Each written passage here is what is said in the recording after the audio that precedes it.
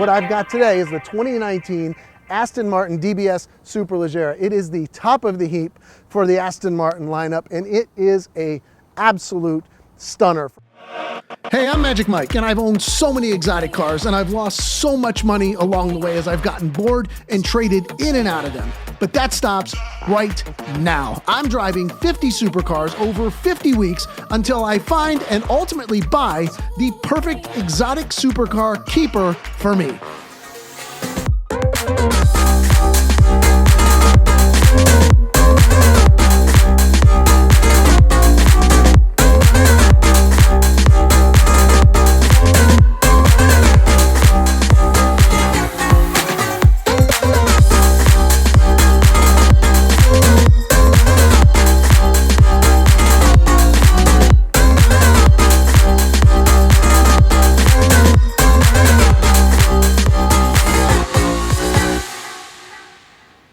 Hey guys, it's Mike, and today we've got a little bit of a different episode for you on my ultimate supercar search. As you know, I am driving 50 cars in 50 weeks to find, hopefully, my keeper. I trade in and out of my supercars so fast, I lose so much money, so I am dead set on finding the right car for me. And what I've got today is quite a bit different than anything, frankly, that I've ever looked at and ever thought that I would consider. But part of what gets me to consider a car is how it strikes me when I first walk up. And what I've got today is the 2019 Aston Martin DBS Superleggera. It is the top of the heap for the Aston Martin lineup, and it is an absolute stunner. First of all, the first thing you notice on this car is the white stone paint. It is an unbelievable level of flake in this car. I've never actually seen a paint job like this on any Lamborghini, McLaren, Ferrari, anything that I've ever had.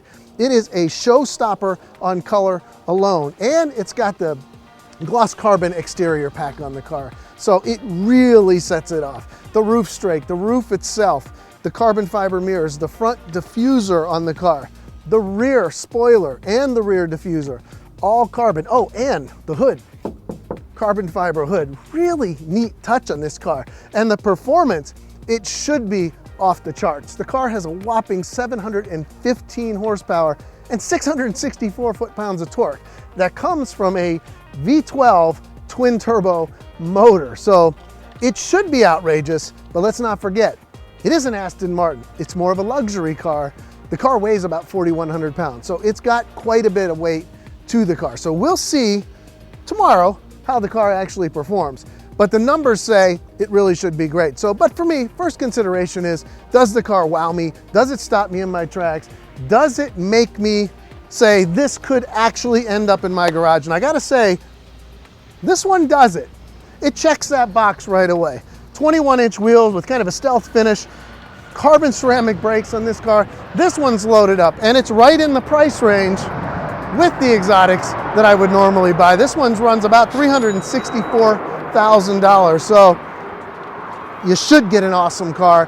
And tomorrow we're going to put it through the awesomeness test to see exactly what it will do. But overall, I love the car. As soon as the car is parked here, everybody's taking pictures of the car. Surprisingly, it's a lot more of a head turner than I expected this car to be. Everybody's taking pictures. Everybody's wanting to sit in the car. So does it have that kind of exotic appeal? Well, surprisingly, I think Aston Martin pulled it off. And I think when you look at it from the front, it is a striking car. It's very aggressive looking. This massive front grille, the vents in the hood, it's got the LED headlights with driving lights in it. It just really checks the boxes from the outside. So for me, quite a bit different, really kind of a twist in my ultimate supercar search. But for me, I daily drive the cars. I put thousands of miles a month in a car, so I want it to perform, I want it to look good, I want it to feel good, and I got a feeling while this may not match the performance of the McLaren, it may give that perfect mix of performance and luxury and convenience to let me do everything that I like to do in these cars. And the great thing about this DBS Superleggera is that it only gets better on the inside.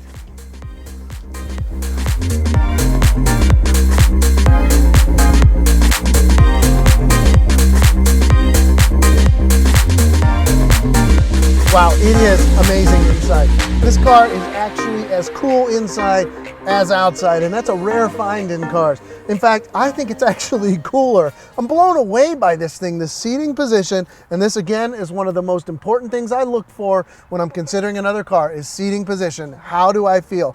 These seats, it has this, I call it this triaxial quilting, and it is just stunning.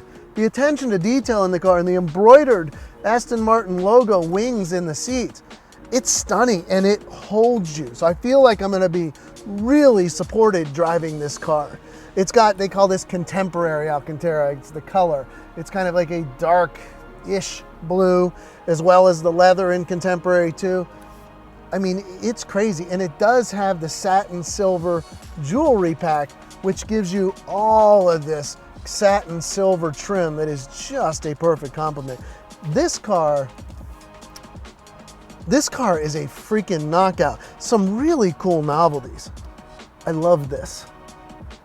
This massive center console, couple of USB ports, an SD thing, which I don't understand why any manufacturers do this. Lamborghini does it too. I don't know who uses it, but it's power. You can cover it up part way just to leave your phone and wallet, or you can just pull it the whole way. And man, it's massive and comfortable. The entertainment system, this is what I'm familiar with. This is exactly the same entertainment system as my G-Wagon has. It's the same touchpad, the same roller, really same display. It's similar display. It's a little fancier in the G-Wagon these days.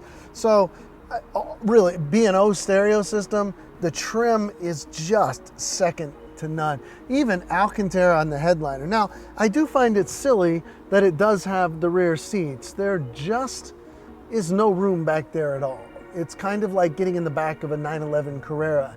Nobody's gonna sit back there. I have thrown a little bag here. I picked up some McLaren gear.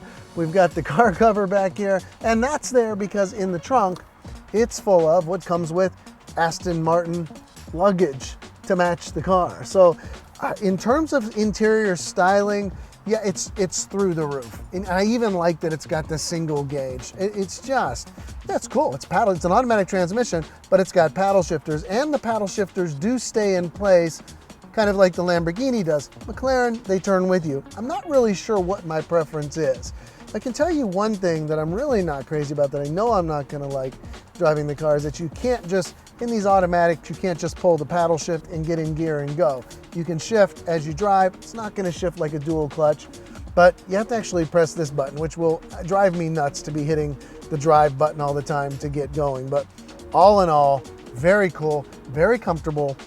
It is a lot smaller inside than I would expect an Aston to be, but not uncomfortably so. In fact, I would call it just right. I fit great. At 6'1", almost 6'2", I feel really great in this car. So it's gonna be another one of those that's tough to beat, and I've found myself saying that a lot, which is a really good thing when I'm looking for a car that I'm gonna love. And oh, by the way, something I noticed getting into this car, never knew about an Aston. The doors kind of open upward. So that's a nice little bit of style to it. It's a unique car.